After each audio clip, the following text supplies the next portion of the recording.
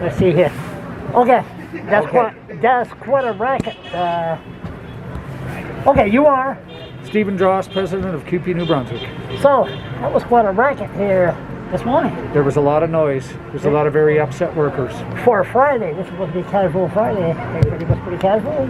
Well, they were respectful, but I can tell you they're getting very, very angered. They've been out of work now for a couple weeks, and they're getting very, very frustrated with this government and all of the cabinet ministers.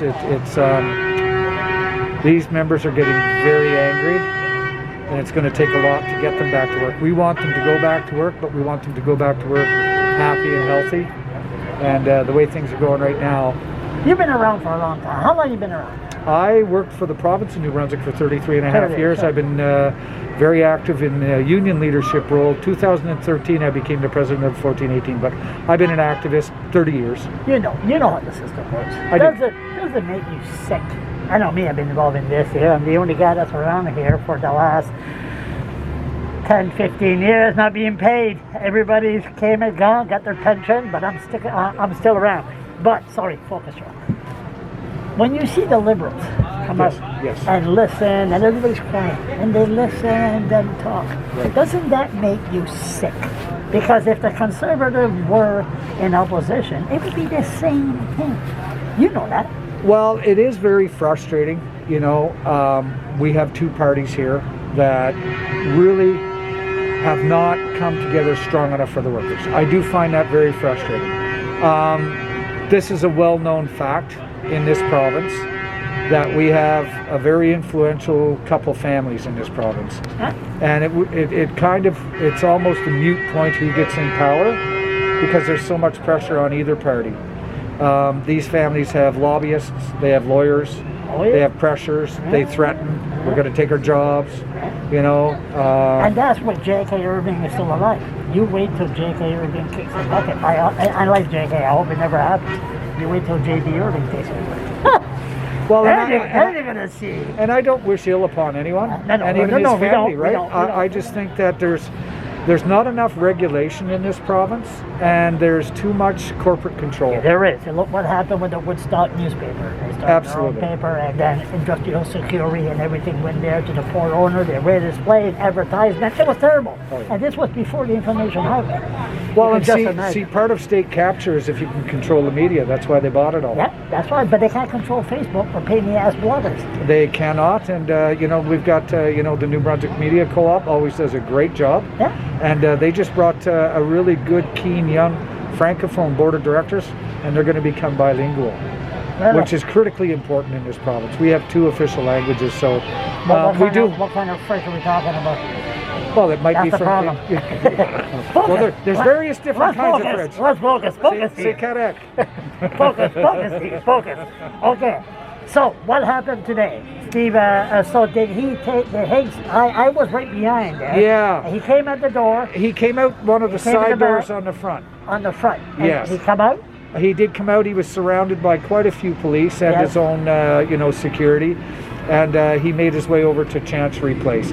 I wasn't with that crowd. I was out talking to another group of workers who are wanting to go back to work. I seen them go back, but these days, I can see Higgs anytime I want to. But these days, everybody has a camera, so there must be a film somewhere. Oh, I'm sure. I'm sure one of your members filmed him, and it must have been. It's crazy the way it works, huh? I'm sure there's nothing private now. No. The surveillance is it's 24/7, no matter where you are.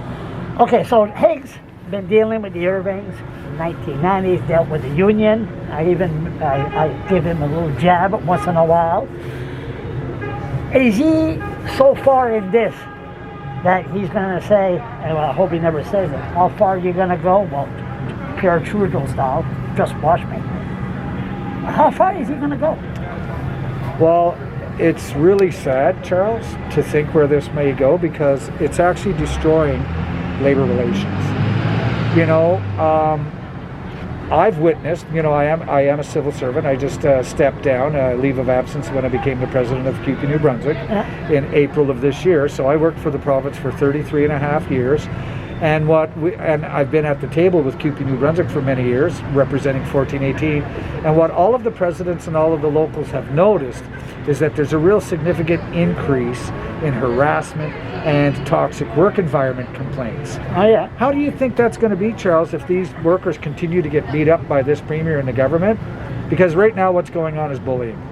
Plain and simple. And if they're forced back to work and they're not given a decent contract, what kind of an employee are you going to have? If anyone's forced into something, you know, like, so I'm worried about labor relations. I'm worried about trying to get these people to go back to work, because he says he had an offer. He never came back to we gave him a counter offer, which he is yet to respond to. And it's going to be hard to sell that to these people now. They are so enraged and angered at how they're being treated. I had some workers talking to him. I got a lot of videos of him and workers. And one day the worker said, "I want to do more jobs." I said to myself, are they suggesting to him cross-trade? Like, I want more hours. I want more well, maybe you could do other jobs. Like, you're driving the school bus, then you could go push a broom. I said to myself, oh boy, don't put that in his head. I said, but that's an idea that we're going to look at. And I'll tell you how far he's prepared to do things like that. I'm understanding that under this emergency work order, which we thought was was totally an overreach and abuse of power again. But we're hearing that, you know, there's actually nursing students that were cleaning floors. Really? That's and rumors, you know, you got to check that stuff, but I've heard that. And I went, you know, how sad. What about the old days? Now, we got it right here. Somebody brought it up to my attention. And it's true. 1418 rocks. You know what that is? Yeah. Okay, no folks home. Yeah. That's where they go before next trip, when they go out, the ambulance pick them up. But the old days, like Daniel Leger, what was his famous line? What's his famous line about the go one? Well, solidarity. Solidarity, and they were just, you know, solidarity. Yeah. So. Then they were just going. Yeah. Danny was here this morning. Yeah, was he here? Yes. I wish we would go for coffee. Flashback. Focus, Charles. Anyway, so turn around. So you have, we want our pension. We keep our pension. Keep our pension. Or we want a raise. We want a raise. But now with all this goddamn racket with the horns and all that, what's the message? I mean, you can't hear. The old days, we used to boom, boom, boom. Yeah. Is that the horn distracts?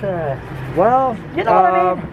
I think they're used for disruption. Oh, that's and when we want to speak, we have comms and we have microphones, and we'll set up a portable stage, and we'll get up and say what we need to say to the people. But the people are here, and they want to be heard. Have you had a phone call from Higgs? I have not. Not yesterday? Actually, we met yesterday. You met? Yes, we did. Chantry Place? Yes. Okay. Right after Remembrance Day? Right after Remember Hour? Correct. Yeah, he was here, so that's why he was there. I asked him, he said, well, what's your opinion on Remembrance Day? Well, it's the rights, and I go, and the right to strike, right? And then he goes, I had to say that. So, thank you, Charles. Oh, no problem. And then I said, the right for pain-in-the-ass bloggers to put the camera on your face like that. That's what we're thankful for. Yes. But how far is this going to go? This is November 12th. It's ridiculous. Could have been settled. It should have never happened. Should have never happened. It did happen. How far is it going to go? It's going to go as far as it needs to. These workers don't want to give up their defined benefit. They think that he purposely underfunded it. And there's litigation on those two pensions, but there's litigation on the conversion of the shared risk as well. He's concerned about federal CUPE coming here to cause shit.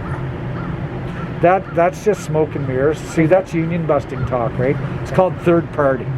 You've got employee, you've got employer. That's all you have, and your employee is the union. But if you can go employee, employer, and union, it's this thing over there. That CUPE National is causing that. I've got 22,500 members that took strike votes, 95